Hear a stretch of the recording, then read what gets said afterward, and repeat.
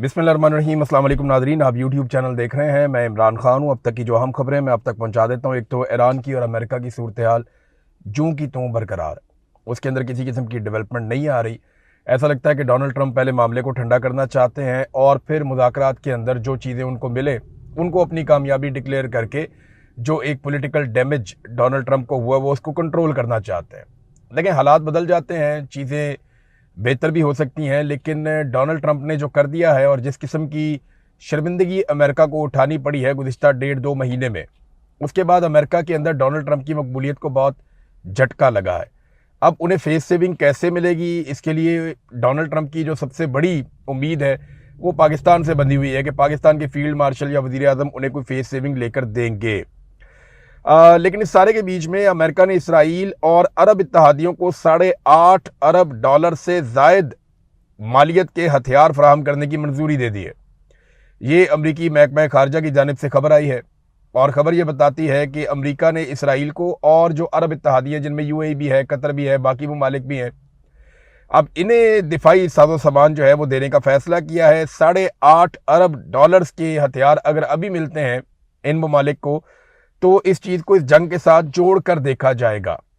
Wall street journal ने एक दावा किया है, ये अमरीकी अखबार है, आप जानते हैं डोनाल्ड ट्रंप आजकल ज़रा इस अखबार को पसंद नहीं कर रहे, लेकिन बड़ी लंबी तारीख है इस अखबार की, सारी दुनिया जानती है कि बड़ा इंपॉर्टेंट और बहुत पुराना अखबार है, इसकी एक क्रेडिबिलिटी भी है। इस अखबार के मुताबिक अगले हफ्ते पाकिस्तान में मुज़ाकरात का एक दौर हो सकता है।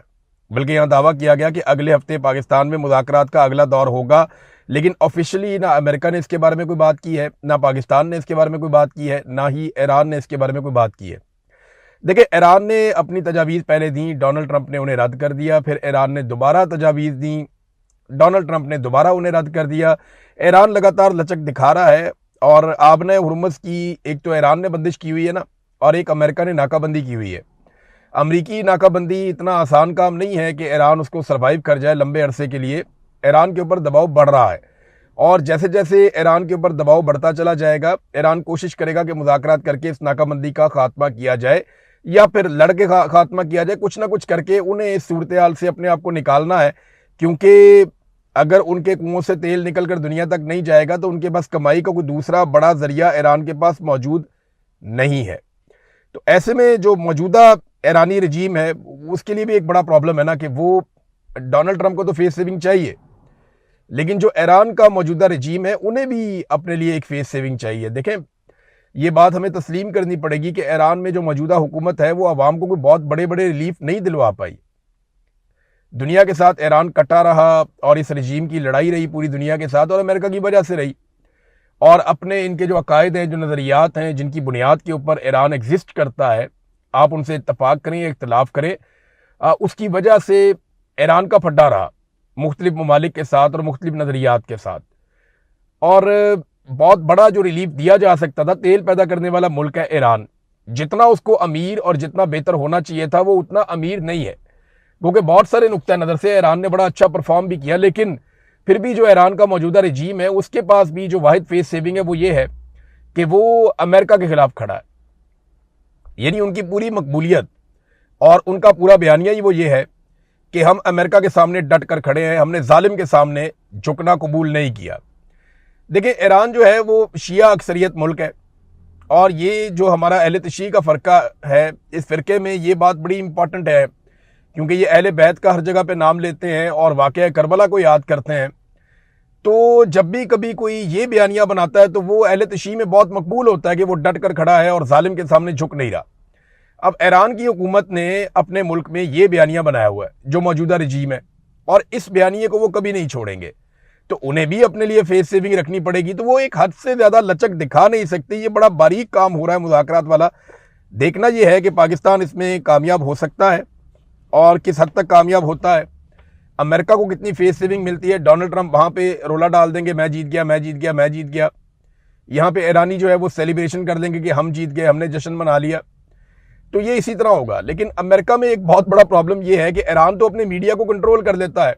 ईरान में ऐसा सच कोई जमहूरियत नहीं है, यानी वो जैसे एक नॉर्मल जमहूरियत वाला सिस्टम होता है वो उससे थोड़ा मुख्तलिफ है। वहाँ पे वो कंट्रोल कर लेते हैं मीडिया को, चीज़ों को, लेकिन अमेरिका में ये कंट्रोल नहीं हो सकता। वहाँ पे मीडिया जो है वो धोखे रख देता है हुकूमत को। तो अमेरिकन कुछ भी कहते रहे, वहाँ की हुकूमत जितने मर्जी ताशे बजाती रहे, वहाँ का मीडिया बताएगा कि जनाब आपको बहुत मार पड़ी है और आप अपने मकासद में कामयाब नहीं हुए, जो जो आपने दावे और वादे किए थे वो आप पूरे नहीं कर पाए। ये प्रॉब्लम अमेरिका के साथ रहेगा। तो ईरान ने फेस सेविंग देनी है अमेरिका को भी, और खुद भी उन्होंने अपना जो मकबूलियत की उनके पास एक वाहिद बड़ी वजह है कि वो डट कर खड़े हैं, वो भी उन्होंने वजह अपने हाथ से नहीं जाने देनी। एक और चीज ये है कि ईरान को बिल्कुल अमेरिका पे भरोसा नहीं है।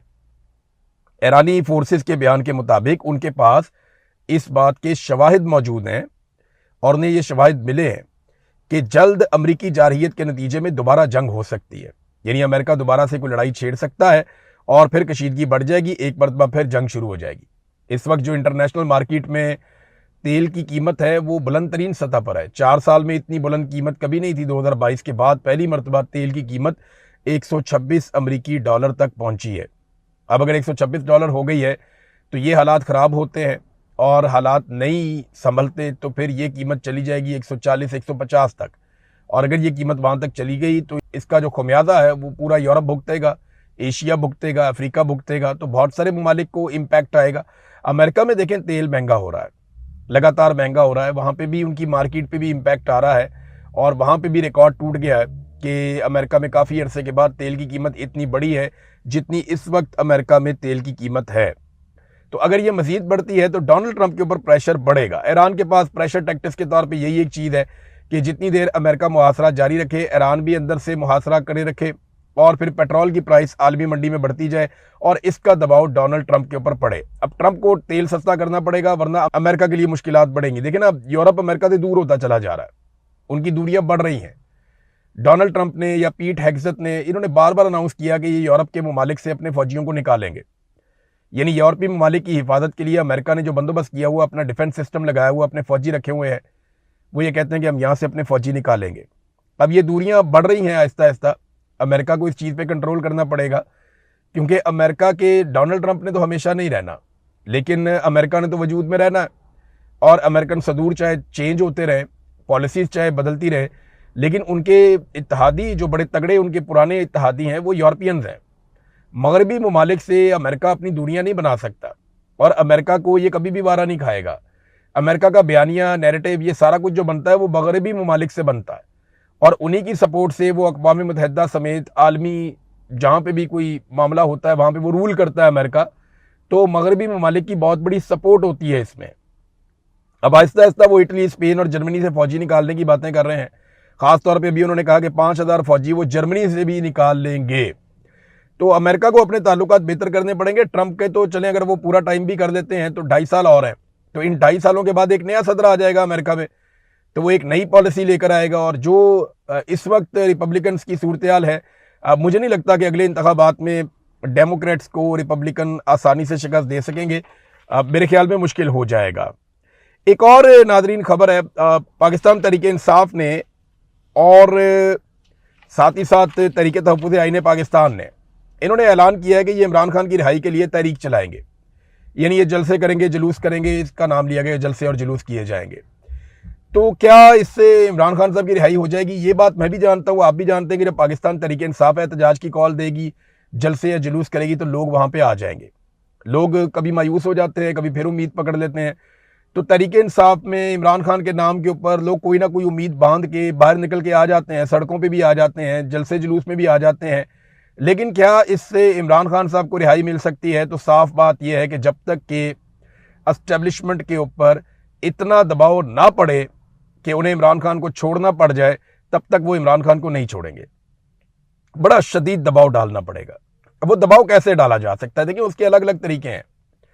सबसे पहले तो जो अपोजिशन का काम है, अपोजिशन अपना काम करे, हुकूमत की एक एक गलती की निशानदेही करे, एक एक चीज पे प्रेस कॉन्फ्रेंस करे, एक एक चीज पे अवाम के साथ खड़ी हो, चाहे वो पेट्रोल का मामला है, चाहे बिजली का मामला है, चाहे गैस का मामला है, चाहे महंगाई का मामला है। अभी ये जो अप्रैल का महीना है, इसमें 11% महंगाई हुई है पाकिस्तान में, मजीद बढ़ गई है 11%। तो 11% जब महंगाई बढ़ गई है तो आपको अंदाजा हो जाना चाहिए कि लोगों के साथ फिर क्या हुआ है। और लगातार पाकिस्तान में महंगाई बढ़ती चली जा रही है। ऐसा नहीं है कि किसी दिन भी चीज़ पहले से सस्ती हो गई हो। जो चीज़ भी यहाँ पे एक मरतबा महंगी होती है, उसके सस्ता होने के इम्कानात कोई नहीं होते। आज तमाम चीज़ें लोग जो खरीद रहे हैं वो इमरान खान साहब के दौरे हुकूमत से कम 50% से लेकर 100% तक महंगी खरीद रहे हैं। यानी इतनी ज़्यादा महंगाई हो गई है। बिजली की कीमत में लगभग 3 से 4 गुना इजाफा हो गया है। इंडिया और बांग्लादेश के मुकाबले में हमारी बिजली की कीमत 3 गुना है, वहाँ पे 3 गुना सस्ती है। मुझे आप ये बताएं ना कि वहाँ पे जो ताजर कोई चीज़ बनाता है या सनतकार वहाँ पे कोई चीज़ बनाता है और वहाँ के ताजर उसे आलमी मंडी में ले जाकर बेचते हैं, तो उनको जब कॉस्ट ऑफ प्रोडक्शन ही हमारे से 3 गुना कम पड़ती है तो हम उनका मुकाबला कैसे करेंगे। आप फर्ज करें ना कि हमने एक प्रोडक्ट बनाई और वही प्रोडक्ट बांग्लादेश ने बनाई और वही इंडिया ने बनाई। अब इंडिया की फैक्ट्री में बिजली का यूनिट जो है वो पाकिस्तान से 3 गुना सस्ता है, बांग्लादेश में भी 3 गुना सस्ता है, तो हमें वो चीज़ महंगी पड़ेगी और इंडिया और बांग्लादेश में सस्ती पड़ेगी। अब उनका ताजिर जब बेचने जाएगा तो हम हैं तो एक ही खित्ते में, तो उनकी चीज़ जितने की भी बिकेगी वो उनको वारा खा जाएगी। हम उनके साथ कंपीट नहीं कर पाएंगे, हमारा उतना मुनाफा ही नहीं होगा। और अगर वो फर्ज करें हम एक चीज़ 100 रुपए की बना रहे हैं, वो उस चीज़ को 70 रुपए की बना रहे हैं, हम 110 रुपए की बेचकर 10 रुपए कमाते हैं, वो 110 रुपए की बेच के 40 रुपए कमाते हैं। और अगर वो 100 की बेचना शुरू हो जाए तो हमें तो बगैर मुनाफे के बेचना पड़ जाएगी, क्योंकि हम उनका मुकाबला नहीं कर पाएंगे। तो ये प्रॉब्लम पाकिस्तान में है और ये लगातार प्रॉब्लम है पाकिस्तान में। तो इन इश्यूज के ऊपर अपोजिशन बात करती नहीं है। अपोजिशन ने अपोजिशन होने का रोल प्ले ही नहीं किया। ये किसी तबके के साथ खड़े नहीं हुए, ना किसानों के साथ खड़े हुए, ना मजदूरों के साथ खड़े हुए, ना स्टूडेंट्स के साथ खड़े हुए, ये किसी के साथ खड़े नहीं हुए। फॉरेन पॉलिसी के इतने बड़े बड़े इश्यूज हैं, किसी बात के ऊपर भी इन्होंने अपोजिशन नहीं की। तो ये एस्टेब्लिशमेंट पे दबाव डाल ही नहीं सके, ना सड़कों के ऊपर डाल सके, ना ऐवानों के अंदर डाल सके, ना मीडिया के ऊपर डाल सके। सोशल मीडिया जो दबाव डालता है उसके भी ये खिलाफ हो जाते हैं। बल्कि पाकिस्तान तहरीक इंसाफ अपने सोशल मीडिया से खुद ही लड़ती रहती है, किसी और ने क्या लड़ना है। अब इस वक्त देखें ना, सूरत हाल ये है और अपोजिशन को कोई होश ही नहीं है। 125 रुपए से लेकर 150 रुपए तक डीजल और पेट्रोल के ऊपर आप सिर्फ टैक्सेस दे रहे हैं 1 लीटर पे। इमरान खान की हुकूमत में 150 रुपए का लीटर जो है वो पेट्रोल था, आज उसके ऊपर खाली टैक्स ही 150 रुपए है। यानी जितने का इमरान खान पेट्रोल दे रहा था उतना तो ये सिर्फ पेट्रोल के ऊपर टैक्स ले रहे हैं। सादी सी बात है। तो कोई बात ही नहीं कर रहा है इसके ऊपर। अब इस चीज को लेकर के अपोजिशन को इन्हें नाको चने चबवाने चाहिए। इन्हें चाहिए सड़कों पे आए, लोगों को बताएं, हर तरफ ये बात करें कि जनाब जितने का हम पेट्रोल दे रहे थे उतना तो ये सिर्फ टैक्स ले रहे हैं, तो पेट्रोल की कीमत तो इसके अलावा है। तो इसके ऊपर जो है ना वो अपोजिशन काम करती होती है, बात करती होती है, लेकिन मौजूदा अपोजिशन जो है वो ऐसा लगता है कि बगैर दांतों के है, ये कुछ करना नहीं चाहते, ये डरे हुए हैं। देखिए, अपोजिशन करने से, सच बोलने से, हकायक सामने लाने से तो आपको कोई नहीं रोक सकता, और वो तो आपको करना चाहिए। ये तो हर अपोजिशन की रिस्पॉन्सिबिलिटी है। तो वो काम भी ये नहीं कर रहे। तो अब देखते हैं कि कह रहे हैं तहरीक चलानी है, तो क्या इस तहरीक से जो आप चलाना चाह रहे हैं, क्या ये इमरान खान साहब को रिहाई दिलवा सकते हैं? ये एक्चुअली हमेशा प्रेशर को मैनेज करते हैं। जब भी कारकुनों का प्रेशर आता है, अवाम का प्रेशर आता है कि जनाब पाकिस्तान तहरीक इंसाफ कुछ नहीं कर रही, मीडिया का प्रेशर आता है। आज जो हुकूमत के हमायती मीडिया वाले हैं वो भी ये कह रहे हैं कि अपोजिशन अपना काम तो करे, हुकूमत पे दबाव डाले ताकि वो गलत काम करने से बाज रहे। अब सादगी का लेक्चर दे देते हैं कौम को, खुद महंगाई में इजाफा करते चले जा रहे हैं, लेकिन अपने अलल्ले तलल्ले मौजूदा हुकूमत नहीं छोड़ रही। लगातार ये इश्तिहारबाजी कर रहे हैं। अभी ये जो PSL का फाइनल होने जा रहा है, इसमें बहुत बड़ा कंसर्ट करेंगे, म्यूजिकल कंसर्ट, बहुत सारे फनकारों को उसमें बुला रहे हैं, बहुत सारे लोगों को उसमें बुला रहे हैं। चले, अच्छा है, कौम को इवेंट मिलने चाहिए, और इंडिया में हो रहा है तो पाकिस्तान में भी होना चाहिए। बल्कि मैं तो कहता हूँ तमाम मैचेस के अंदर लोगों को मौका मिलना चाहिए था। लेकिन मसला असल में वही है कि लोग जब मैचेस देखने आते हैं, जहाँ पे इकट्ठे होते हैं, वो इमरान खान के नारे लगाते हैं। और अब ईरान की और इसराइल की और अमेरिका की जंग लगी हुई है, तो लोगों के वो जज्बात भी भड़के हुए थे, तो इनको ये वारा ही नहीं खाता था। लिहाजा इन्होंने पब्लिक के बगैर पूरा का पूरा PSL करवा दिया। और अब इन्होंने सख्त तरीन सिक्योरिटी के अंदर अपने पासेस जारी करके बहुत बड़ी तादाद में अपने MNAs MPAs और अपने ओहदेदारान को कह रहे हैं कि अपने बंदे लेकर आने हैं। जितनी बड़ी तादाद में अपने बंदे ला सकते हैं, अपने बंदे लेकर आने हैं। अब ये अपने बंदे लेकर जा रहे हैं और बड़ी तादाद के अंदर कोशिश कर रहे हैं स्टेडियम को भरें और पासेस के जरिए से भरें, और कुछ लोग टिकट लेके भी आएंगे बेचारे। और वहाँ पे पुलिस की बहुत भारी नफरी तैनात कर रहे हैं। पूरी कोशिश है किसी किस्म की कोई सियासी आवाज़ ना उठे, किसी किस्म की कोई मजहबी आवाज़ ना उठे। ख़ास तौर पे आप फ़लस्तीन के बारे में बात ना करें, आप इसराइल के ख़िलाफ़ बात ना करें, ख़ास तौर पे आप इमरान खान का तो बिल्कुल ही कोई नारा लगाए ही ना। तो अब ये इसके लिए बहुत बड़े पैमाने पे सिक्योरिटी का बंदोबस्त कर रहे हैं। नाज़रीन, एक और चीज़ मैं आपको बताता हूँ। अभी देखें ना, ये कहते हैं कौम को किफ़ायत शारी। अभी आप देखेंगे ये करोड़ों अरबों रुपया खर्च कर देंगे इस बात की तशहीर के ऊपर कि इंडिया के साथ पाकिस्तान की पिछले साल इन दिनों में लड़ाई हुई थी, और आप ये देखेंगे कि मिली नगमे, बैनर, पोस्टर, ये बहुत सारा कुछ ऐसा करेंगे जो गैर ज़रूरी है। क्योंकि देखें, मैं इसलिए गैर ज़रूरी कह रहा हूं कि कश्मीर अभी तक आज़ाद नहीं हुआ।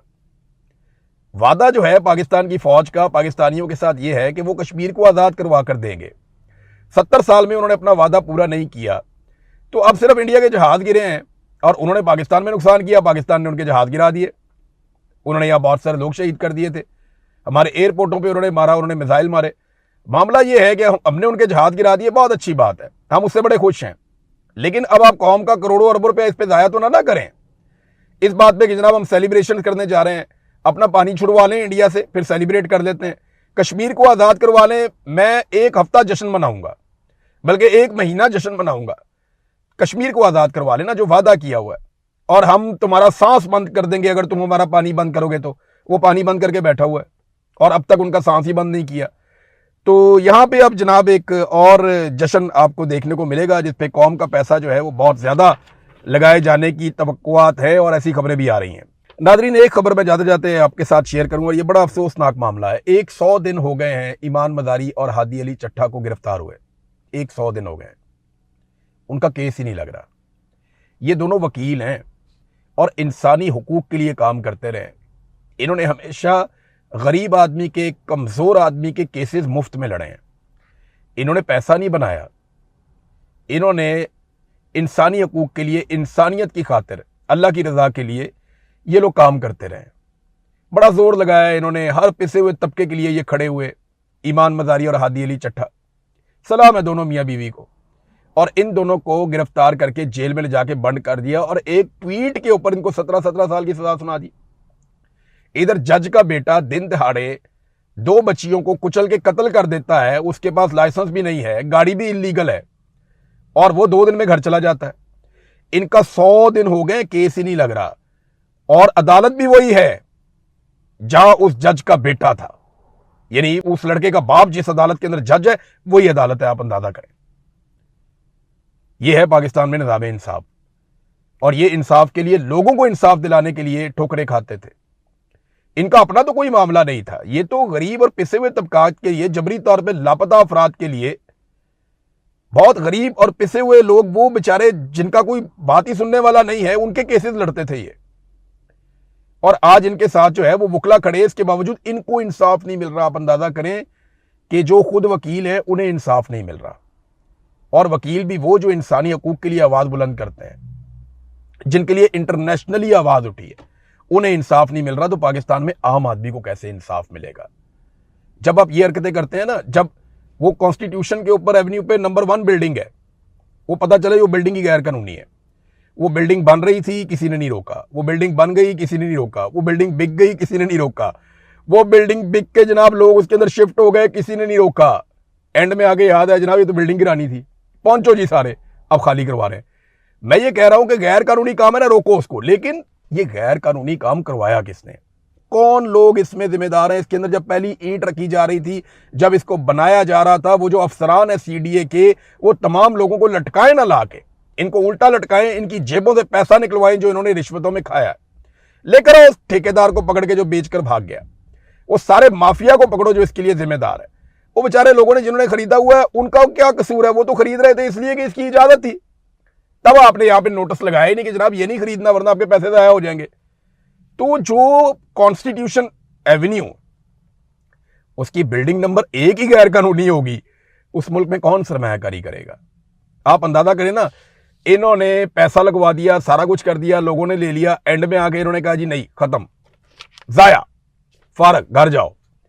अब ये जो इन्होंने किया है, इसके बाद कौन पागल है जो आएगा पाकिस्तान में पैसा लेके कि यार ये तो पागल है, ये तो सुप्रीम कोर्ट के सामने बिल्डिंग बन के तैयार होकर बिक भी गई, अब जाके ये कह रहे वो जस्टिस इजाजुल एहसन का, तो पकड़ो उसको, गिरफ्तार करो उसको, अंदर डालो, पूछो उससे। वो जस्टिस साकिब निसार का कह रहे हैं तो पकड़ो ना, गिरफ्तार करो, सवाल पूछो। ये लोगों को कहानियां ना सुनाएं। आप इंसाफ करना है तो इंसाफ करें, ये पिक एंड चूज ना करें। इसी इस्लामाबाद में गरीबों के घर गिरे, पूछने वाला कोई नहीं था, कोई पूछने वाला नहीं था। गरीबों के घर इन्होंने मसमार कर दिए, और लाइन से गिरा दिए। एक एक दिन में 10-10, 20-20, 50-50 घर इन्होंने गिराए, लोगों को बेघर कर दिया, उनको दूसरे घर ही नहीं दिए, मुतबादल जगह ही नहीं दी इन्होंने। ये इसी मुल्क में हुआ है। अब तक के लिए इतना ही। अपना ख्याल रखिएगा, अपने चैनल का भी। अल्लाह हाफिज़।